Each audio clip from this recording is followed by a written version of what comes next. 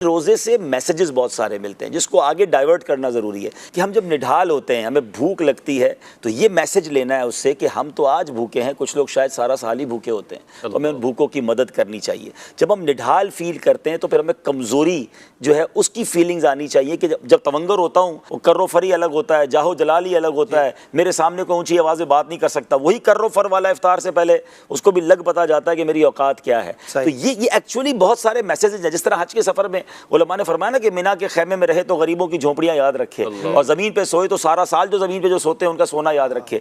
तो एक्चुअली ये हमें सब चीज़ें याद दिलाता है रोज़ा।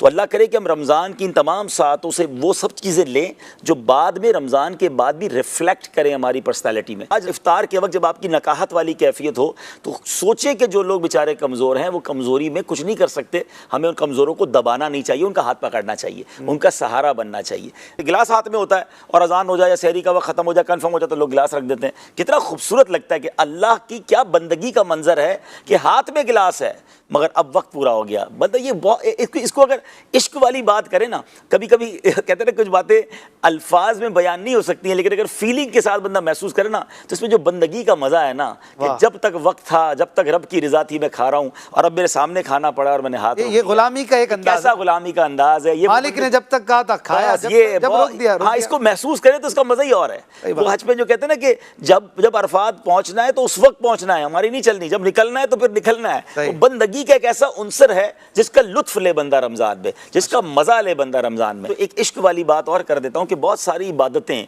जो है वो बुजुर्गों की या अंबिया की, अल्लाह वालों की याद में है। सफ़ा मरवा की बीबी हाजरा की दौड़ लगी थी तो इज़्ज़त इस्माइल के लिए, तो उनकी याद में सई जो है वो कर दी गई हाजियों के लिए, उम्रा करने वालों के लिए। तो आशिकान रसूल के लिए तो यही काफ़ी है कि मेरे आका ने कुछ दिन गारे हिरा में इन दिनों में यूँ समझिए कि गुजारे थे और रात इबादत में गुजारे थे, तो उस याद में हमारे लिए रोज़े रख दिए गए। तो ये महबूब की याद है, गारे हिरा की याद है, नबी पाक की अदा है, तो इसको बंदा अदा करे।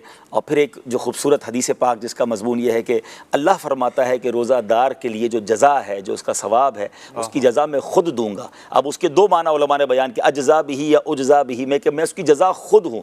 अल्लाह फरमा रहा है कि रोज़ा रखने वाले की जज़ा मैं खुद हूँ। तो अब आप सोचें कि जब रब जज़ा है या रब जज़ा दे रहा है तो फिर उस जज़ा का आलम क्या होगा। तो कभी कॉन्सेप्ट या हमारी डिक्शनरी में ये होना ही नहीं चाहिए कि रोज़ा कज़ा हो, मतलब तसव्वुर में ही नहीं होना चाहिए ना। बल्कि मैं तो ये भी मशवरा दूंगा, ठीक है सफ़र में रोज़े की इजाज़त है, लेकिन जो सफ़र आसान है, आजकल सफ़र बड़े इजी होते हैं, जहाज़ के सफ़र होते हैं, तो खामखाई रमज़ान का रोज़ा ना छोड़ें, क्योंकि उलमा ने ये भी लिखा कि बाद में बेशक रख ले लेकिन वो अजर, वो सवाब, वो बरकतें तो नहीं मिल पाएंगी।